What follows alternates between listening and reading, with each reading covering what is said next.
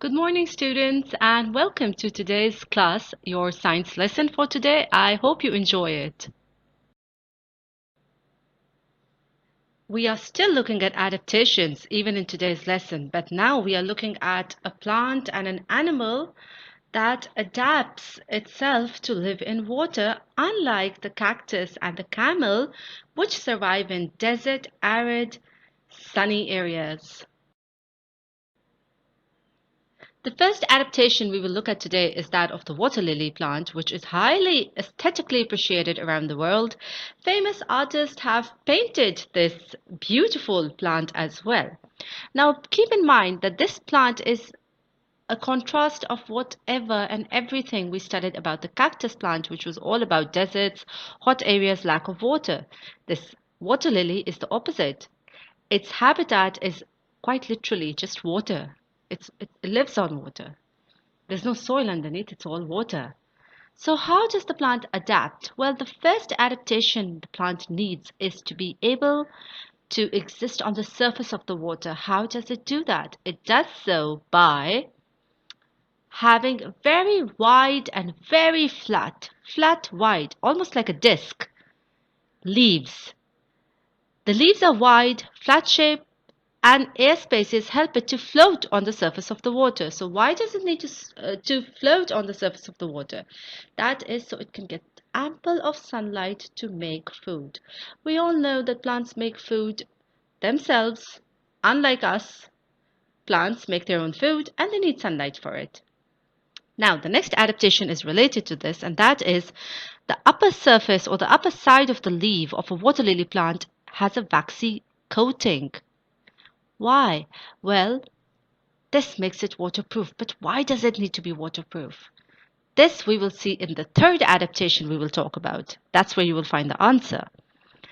It has a waxy coating on the upper side of the leaf because lots and lots of tiny openings called the stomata exist over there on the upper surface of the leaf for exchange of gases. And this exchange of gases is very important for the plant, even in terms of making its food. Usually, stomata is found on the lower side of the leaves of the plants, but in the water lily, it's on the top because you have to think about it. Um, on the lower side, there's water, so the stomata being on the lower side is not going to help as much. Plus, sunlight isn't getting there. So, the adaptations of this plant shift gears, bring the stomata towards the top. Sunlight is coming from the top. The waxy coating keeps the water away, and the plant can survive. Now, if you compare the leaves of the water lily and cactus and how different they are, well, if you remember, cacti or a cactus plant has spines. They are very tiny reduced leaves, whereas water lilies have flat, wide leaves. The reason is very simple: water content, water availability. The water availability for the cactus plant is very scarce, which means very less. So the plants are very tiny. The leaves are. Sorry, students, the leaves are very tiny, which are known as spines in the cactus. The leaves are very tiny, so there's less water loss. Whereas in the water lily, the leaves are wide and flat. There's ample of water below the plant. Also, the question here in the book is, would a water lily with its large leaves be able to survive in a desert like a cactus? Think over it. Would it be? Consider what I spoke to you about, the spines of the cactus, how they're small, how they're more like thorns. They're like prickly thorns, the spines, so that a predator can't eat them, and they're very small, so less water is lost. And overall, the cactus plant has thick, long stems to store more water. So considering that, in contrast, would a water lily be able to survive in a desert? Even just looking at the picture, you will be able to answer the question. The answer is no. Water lily cannot. First of all, it has stomata on the upper side of the leaf, and with extreme sunlight in the desert, the plant won't be able to survive. Plus, it's a plant that has adapted to live on water, on lots and lots of water. So obviously living on sand is not possible. It has wide, flat shaped leaves, and it's just going to lose water very rapidly. Plus, it requires lots and lots of water to live and exist. Here are some very interesting facts about water lilies. First of all, students, when I just look at the picture, I just find it so fascinating and beautiful. Aesthetically, it's such a beautiful plant. Just look how it floats over the water. But anyhow, getting to the facts, water lilies are freshwater plants. Now, I hope you know what is fresh water. Fresh water is water from the rivers within the land. All right, to make it easy, within the land, the water is fresh water. But when you reach the delta and you reach the sea, the water is no longer fresh water. Then you have the seas and the oceans, which is salt water. So we're talking about fresh water. These are rivers, streams, ponds, and so forth. There are about 70 species of water lilies. Wow, that's a lot. 70 species of water lilies. Can you just imagine all the different 70 types of beautiful, colorful water lilies? Imagine if all of them were in one pond. How beautiful that would look. They are native to the temperate and tropical parts of the world. Do you have any idea where we live? Are we living in the temperate part of the world? Water lilies are found in the Americas, Europe, Asia, Africa, and Australia, so they're almost everywhere, scattered around the world. Although most water lily species prefer the still waters of ponds and lakes, some can be found growing in slow flowing rivers and creeks. All right, let's close our eyes for a minute and let's just imagine slow flowing rivers and creeks with water lilies. That just sounds so scenic and beautiful.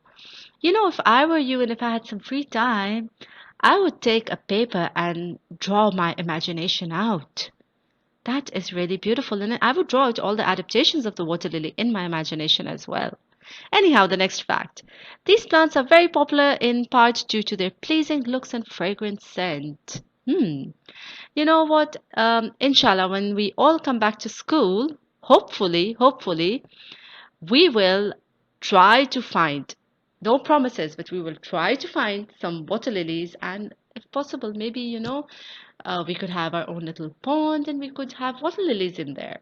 But no promises. That's just if possible.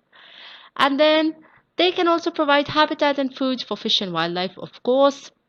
Everything that's existing in the ecosystems around the world is there for a purpose. It has an ecological function, it has an ecological service. So obviously, it can serve as food for fish and for the wildlife. All right, students, now we're going to look at an animal in the water, unlike the camel, with its sturdy thighs and its hump with all the fat storage in it and its thick, lips and eyelashes to keep the sand and the sunlight out. Now we're looking at something completely different that is not in sand, it's in water. So, how exactly does this animal survive? Survival is enabled by adaptations. So we're looking at a shark now. And in the end, I'll tell you something very interesting about sharks. But let's first look at the shark. So I don't see any legs. Do you guys see any legs? I don't see any legs. So how does the shark move? Well, the fins and the tail of the shark, in fact, most fish, and in this case, the shark, enable the shark to propel in the water. So the scientific term for moving in water is propelling. The shark can propel in the water through its fin and its tail.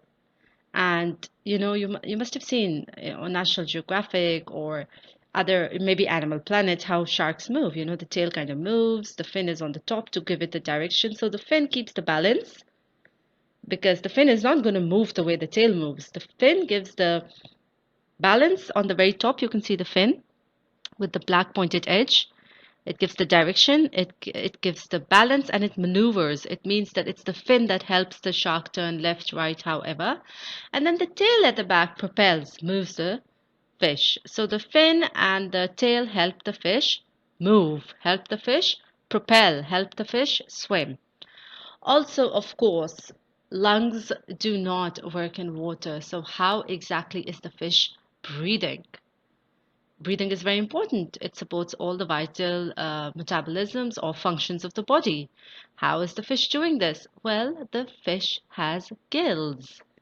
The adaptation of gills help the shark, the fish in this case is a shark, to breathe. It has a very streamlined body. Sorry, it has a very streamlined body which enables it to move very quickly and smoothly. So if you look at the body of the shark, it's very well designed, and it's designed in a way, if you have ever seen those very fancy trains abroad in Japan or in parts of, in fact, in most of Europe, you'll see that they have a very distinct shape, the trains. They kind of narrow in the front and then they become a little thicker and then they're narrow, just like the shark. This gives speed and movement to the shark. Okay, so now the two interesting facts I promised you about the shark. You know, if a shark ever happens to bite someone, you should never ever struggle to let go, or rather get free of the shark, because the way the teeth of the shark are made, if it grabs onto someone's leg or someone's arm and a person tries to pull their arm or the leg out, it will actually rip the arm or the leg off. That's just how the teeth of the shark are, they're inwards. And secondly, shark is one of the very famous models of biomimicry. Biomimicry is a field in which designing of vehicles, and that is aeroplanes, trains, and cars, has been inspired by different animals. So these are the two facts I had to tell you. So we do remember from earlier grades, class 2, class 3, grade 2, grade 3, that vertebrates have a backbone. We are vertebrates, we do have a backbone. So just like that, fish are vertebrates as well. All right. And then they have gills. Their adaptation to breathe is gills that extract oxygen from the water around them. There are 30,000 known species of fish. Wow. So 70 species of water lily and 30,000 known species of fish. That's a lot of fish. And some flatfish use camouflage to hide themselves on the ocean floor, just like I was telling you, that animals have adaptations through which they can hide from the predators. And in this case, they're camouflaging through the, you know, their color, the kind of mix with the ocean floor, and they hide themselves. Although jellyfish and crayfish have the word fish in their name, they aren't actually fish. Hmm, why so? Did you ever think about it? How about we do some research on that?